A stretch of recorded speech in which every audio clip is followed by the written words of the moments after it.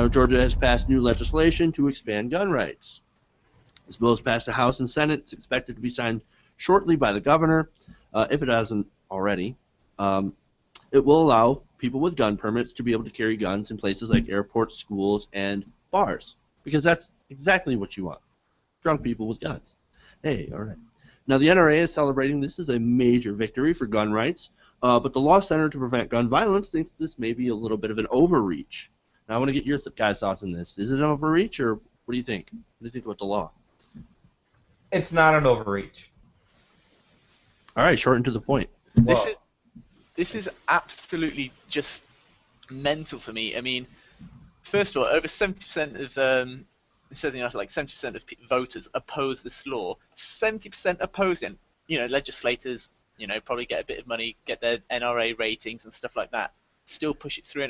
The police even said this is a bad idea. And the very notion that you think it's a good idea to let people in bars have guns, and they say, apparently part of the bill says that you're not allowed to be drinking if you do have a concealed gun on you at the time. How is the barman supposed to know not to serve you drinks if you've got a concealed gun on you? It's absolutely ludicrous that this bill has passed. It's going to easily increase a number in the state of Georgia, and the legislators should be ashamed of themselves. Yeah. Well, the big thing for me is if 70% of the people truly oppose this bill, then it is an overreach. Like, don't shove our rights down our throats. Like, if we as a people don't want to carry a gun somewhere, don't tell us we have to carry a gun somewhere. That's I think the right to not exercise a right is pretty important. But so that's why I'm against it. And I do think carrying a gun to a bar is a bad idea. But again, arguing from I think a data standpoint, I think there is, we talk about unintended consequences a lot, especially in gun-related laws. I think there's a good unintended consequence with this law, and it's that it gives a clear line in the sand and no longer makes reckless discharge of a gun or unnecessary use of a gun quite as subjective. If it is illegal to be drinking and have the gun, and somebody uses the gun in a stupid situation, then you don't have a big circus or like we did with Trayvon Martin or the theater guy and all this kind of stuff or whatever. And the law has a tool in its tool belt to go. You had alcohol in your system. You had a gun. Now you'll still have the stupid circus over whether or not you're guilty of murder, but it would be undeniable you're at least guilty of the smallest infraction. And so there's at least some punitive measure there. And it's only, obviously you have to have a concealed carry permit to do this. We've mentioned this on the show before. I don't know if anybody's ever gotten the statistics. I don't know how big the crime rate for concealed carry permit holders is, because there's a financial incentive to be responsible there because you have to pay for the class and the permit. And then also, people who put in the time to take a safety class and stuff are typically going to be safer with a gun. So I feel like the irresponsible gun owners who have concealed carry permits, i.e. George Zimmerman, they're going to have that gun with them anyway. Maybe not in the bar, but at least in the vehicle. And if they're going to get the gun for a stupid reason, they're going to walk out to their car and get it. We've certainly seen story after story where that's happened. So to me, I don't know that it's going to increase the number of stupid shootings. It may very well, and if it does, I'll completely reverse my opinion. But if we'll have to see that, because right now we're wandering into some speculation. Right. But what's not speculation is that if we do have stupid shootings with this law, there is a legal means to give at least some justice to the victims. Not what they deserve, but more than letting a shooter get off scot-free. All right, we're going to go to Dan. I love all of you, but every time I come on the show and we talk guns, I feel like I have fallen through the looking glass. I don't know what to say. This sounds like an onion argument you just don't understand from people outside of the States to hear people legitimately debate, are guns and alcohol a good mix? Agreed. It's really odd. And I mean, everywhere else, everybody would double down on, no, terrible idea. Jordan, here's the thing. Yes, it's in the car. But it's in the car. My suggestion would be, why is it in the car, not, where we need it, also in the bar? The thing that's really weird to me about the gun debate is this. Rights are great, but rights have gone so far beyond rights. The idea of what the founders meant to bear arms has completely gone off the deep end. And I don't know how many more tragedies you need to have. Like right now in this bill, it is suggesting guns need to be in church and bars. And then there's a legitimate argument I hear on every American news channel about, like, well, that's my right to do that. No, it's not. That's insane. Like, there's no practical reason for any of these things. And it really blows the mind of people, I think, that are outside of the States who maybe just don't get the culture or whatever, but it really is, it's hard to fathom. I mean, we could go down the deeper hole of the Constitution and this, that, and the other, and the idea that, you know, when they wrote that, it wasn't supposed to be kept exactly intact, 100 and 200 years later. But like drones, I'm not an American historian, but I'm pretty sure they didn't have drones when they wrote up the Second Amendment. You're not going to beat the government back, and I don't know how many more people need to die before we start having a real conversation in America about guns. It's going to be hundreds of people that are going to have to die. I mean, crazy. The whole Second Amendment thing's like, I could understand an argument saying if you wanted to keep a gun kind of in your home so you can defend from would-be attackers, it's your property, so on and so forth. I can understand why people would have that mindset. I still think it's an idiot mindset. Statistics show that if you have a gun in your home, you're more likely to shoot a family member than a burglar, and we all know those statistics.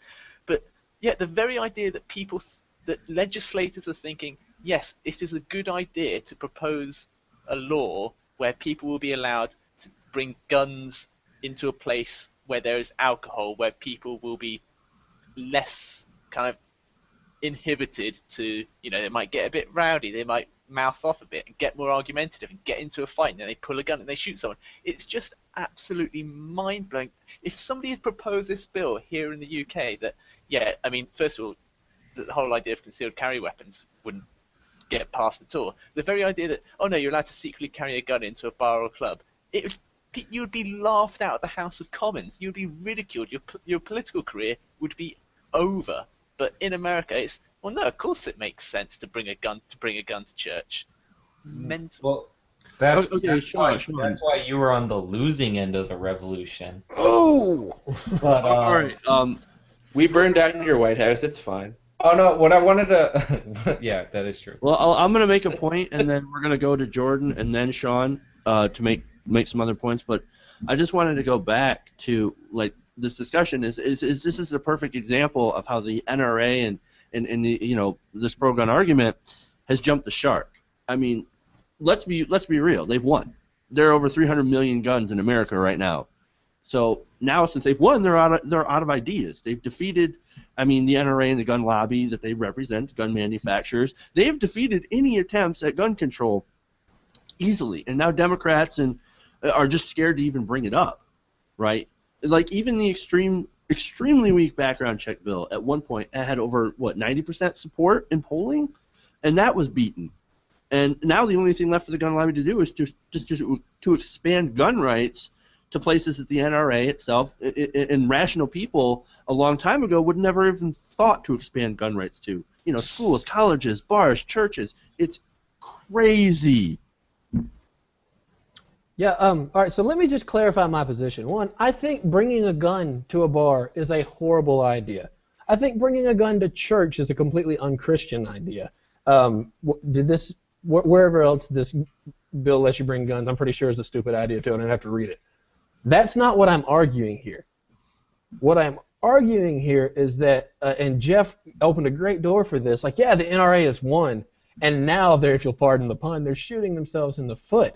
Because this gives legislators, unintentionally, a way to beat them. Because right now the laws as they stand are, if you pulled a gun on somebody and shot them and you had a good enough lawyer, you could prove your life was in danger, then it didn't matter that you shouldn't have had that gun in the bar or near the bar, whatever it was, because ultimately you acted in self-defense, your life was threatened, and you saved yourself. If you draw a clear line in the sand and say, if you've been drinking, you cannot have a gun in a place, then you give, again, as small and as on the bottom of the list of punitive action as that gives you, it at least gives you some sort of punitive action, and you will see the state use that in cases against these people. And whenever that happens, the lobby is going to come around and say no. They're probably going to change the law and get that provision removed. And when that happens, I'll be completely against it. But Jordan, that's only if they drink, right? Say what? That's only if they drink, though, right? Yeah. So if you're sober and a bunch of drunk guys bump into you, and you're the type of guy who thinks he's John Wayne, and you shoot a guy, you're still sober. So there goes that, right? Yeah, but your argument was it's the rest of the world would think it's stupid to mix guns and alcohol. I think that's stupid too as a gun owner. What this law specifically prohibits mixing guns and alcohol. However, if a bunch of drunk guys come after somebody's wife, I don't know, like that guy should have This bill is encouraging people to bring their guns to bars and churches. It's encouraging them. It's saying this is now acceptable in society, in Georgian society, for you to bring a firearm. I've been trying to speak for like ever. All right. So I'm in favor of this law for 2 reasons. One, because instead of a designated driver, you'll have to have a designated shooter in case something goes wrong. Or designated aimer. Hey, hold my arm. Hold it. That's hilarious to me. Shot. The designated shooter is hilarious to me. And 2, like, this isn't even an expansion of what you call it. This is not an expansion of gun rights. It's an expansion of property rights, in my opinion. If you own a bar, you own a church, then you should decide whether or not you want your customers to bring guns into that bar or into that church or onto that campus, in my opinion. So I don't think that a law should expressly prohibit. Don't you think that will bring lawsuits? Like, because you're infringing my Second Amendment liberties now. That as a private as a private business owner, I can't. You know. You could do that as a private company. If you try to come into my house and like smoke a cigarette, I'll say take that shit outside, right? Because it's my private property. I think that's an expansion of private property rights, that you could determine whether or not you want guns allowed in or out of your place. Right, but hold on, back to Charlie Up, which you just brought up smoking, aka the greatest example against that point. That's why we have no smoking laws. Why? Because of public safety and public health. Those laws also suck. So yes, I would roll those back too. You want secondhand smoke for all? Okay. Yeah, if you want to go to a place that allows smoking, you should be able to do that. And again, I'm against this law. I think it's a stupid law, but I feel like it's not going to play out the way it's being presented. I think. Yeah, it's not gonna be the end of the world. Like, they've done this on college campuses before. They've done this in other states, and there weren't like apocalyptic results. Like, you're just allowing people with concealed carry, if it's okay with the church or okay with the bar, to bring their guns in. And usually people with concealed carries, I mean, according to a Texas study, which I don't know how much it can be trusted, commit less than 1% of all crimes in the state of Texas, because concealed carry permit holders are generally responsible people.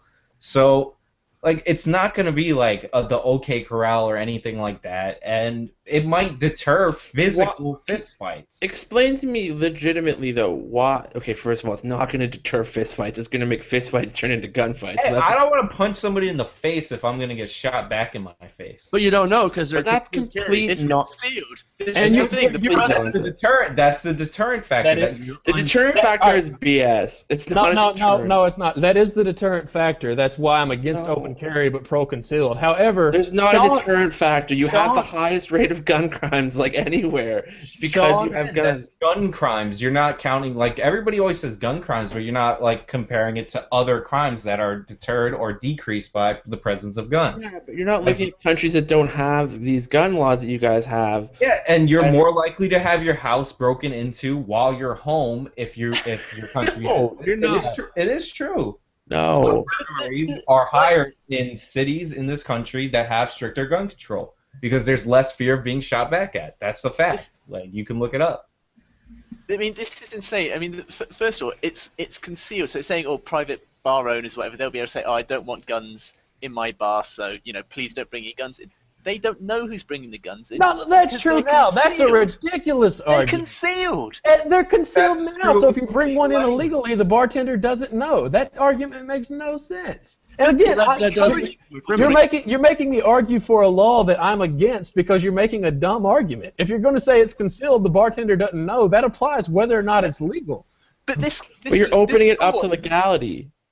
Yeah, this law is now saying previously people to have their gun concealed and walk into a bar. It was illegal for them to do so. Right. This law is now saying you can walk into a bar and conceal your weapon, conceal your firearm. That is what this bill is doing. This bill would only ever pass in America. You've just got this weird gun culture that no one else understands. Because we're number one. And we For beat gun the crime. empire with In a gun violence amongst the developed world, we are number one. And we've got this gun culture, and we also have politicians that are scared. They're scared of the gun lobby, and they're scared of gun ownership is gone down in America, and that's a fact. You can look that up. Like, there are less people that own more guns. 300 million plus guns, but nonetheless, less people own more guns, right? But this vocal minority of people, plus the NRA and the gun manufacturers, are giving money to the politicians, and these politicians are scared of the NRA, and so they have to show off how pro-gun they are. Yeah, oh, look at me, I love guns. Yeah, vote for me, right? Even though the NRA is never going to be on your side. They're always going to be on the side of who is the most pro-gun. So you can't really be like a moderate anymore when it comes to the gun issue. You have to be like, guns everywhere. Yes, arm everyone in order to get an A rating from the NRA. And so the bottom line is that, look, these people want to make the gun manufacturers and their fronts, their lobbies and everything, and their politicians, they just want them to be able to sell as many guns as they can so they can make as much money as they can. And this I think is where it comes down to money backs everything. And look, this isn't the will of the people. This law isn't the will of the people. Even in Georgia, 70% was still against this whole thing, and we still had massive support for background checks. This is not the will of the people. This is the will of the dollar. But I don't care about democracy. If 70% of people said that they didn't want you to have a trial if you were charged with terrorism, I'd tell them to suck it too. Like, if you think it's a right issue, then the majority doesn't really matter. It does in this case, though, Sean, because you can't make any other logical argument for why this is something that should exist. Like it said, unless there was public clamoring for guns in bars, because we all know that's not a smart idea, and that's the problem with this. It's like, explain to me why. The argument to me is it should be up to the property owner of what he allows or doesn't allow at his property. Anything that you would draw a line at then? Because that's if that's the only bar, if it should be up to a property owner, then what isn't allowed? Whatever he doesn't want in. But what if he wants everything to go? Like, how do you mean everything? Should he be able to have dog fights? Should he be able to have... No, because dog fights aren't a constitutional But if he wants to let you bring your dogs into the bar, I mean, I guess you should be able to do that. But where's your line? Do you get what I'm saying? Like, there's going to be a line somewhere. I would argue a line of... Give me an example, and I'll tell you if that's hold on. Dan, I've got to come in at this, and again, defend a position I don't believe in. Right. Like, his line is the Constitution, and there's no dog amendment. There is a right to bear arms amendment. I'm not with Sean. I think this is a bad idea, and I do think there should be some gun control legislation, but he's drawing the line based on his interpretation of the Constitution. Yeah, and the Ninth Amendment says that all our rights can't be enumerated, so that, to me, is a dog amendment. And I'm going to say something to you I'm sure that will raise ire of your American listeners and viewers, but once again, going to the rest of the world argument, the thing that's really, you guys, especially on this show, complain a lot about the religious aspect of things and how the Bible and how people can believe in these things and how they don't believe in science. Well, it's because a lot of your entire worldview, or at least your own country's view, is based on this Constitution that was not written anywhere close to modern times. Legitimate argument. Very legitimate argument. They were called amendments, as if at one point they would be amended. Yet they had, there's just... If you look at all the different things, we don't have time to get into this. I know this is why we get off into longer tangents here, but that is the problem. It really is. Like, when they had a right to bear arms, literally, Stephen and I were on the same side. We were, one country, and there's a lot that's changed on Walton's Mountain, and that's all I'm trying to say. Okay, Dan's point. That's where you drop the mic, and that just ends all discussion. That's a beautiful point.